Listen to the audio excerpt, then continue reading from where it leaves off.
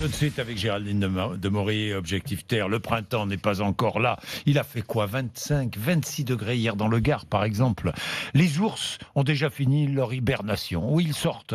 Ils sont sortis de leur tanière avec parfois un mois d'avance, Géraldine. Ouais, c'est parfois le réveil le plus précoce qu'on a jamais vu, que ce soit aux États-Unis, en Russie ou dans plusieurs pays d'Europe.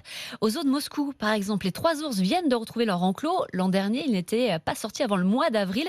Il faut dire que l'hiver a été exceptionnellement doux. C'est le plus doux qu'on ait jamais vu en Europe, mais aussi en Russie. À Moscou, la température moyenne de l'hiver a été positive, un petit peu au-dessus de 0, donc ça c'est vraiment du jamais vu.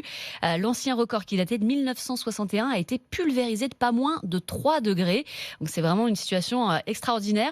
L'hibernation des ours, généralement, elle dure entre 5 et 8 mois selon les régions. Là, elle n'a parfois été que de 2 mois. Un réveil précoce qui n'est pas sans conséquences, Que Géraldine. l'hibernation a un vrai rôle à jouer chez les ours. Le principe, c'est de faire fonctionner son corps au ralenti pour échapper au froid et au manque de nourriture. L'ours arrive comme ça à ralentir son rythme cardiaque, baisser sa température corporelle pour limiter au maximum sa dépense d'énergie. Et il va vivre sur ses réserves de graisse qu'il a fait avant l'hiver. Il est ensuite censé se réveiller quand les conditions deviennent plus favorables. Sauf qu'en cette période de l'année, la nourriture se fait encore rare.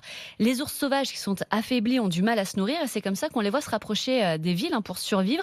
Et puis l'hibernation permet aussi de ralentir le vieillissement. Donc plus l'hibernation est courte, plus l'ours vieillit prématurément. Et d'ailleurs, il n'y a pas que les ours qui sont touchés. Dans le Var, les tortues sont sorties de leur hibernation avec plus d'un mois d'avance. Elles sont déjà prêtes pour la reproduction. C'est le cas aussi pour les chauves-souris, avec toujours les mêmes conséquences. D'autant qu'à cette période de l'année, on peut encore avoir un coup de froid, ce qui serait fatal à certains de ces animaux.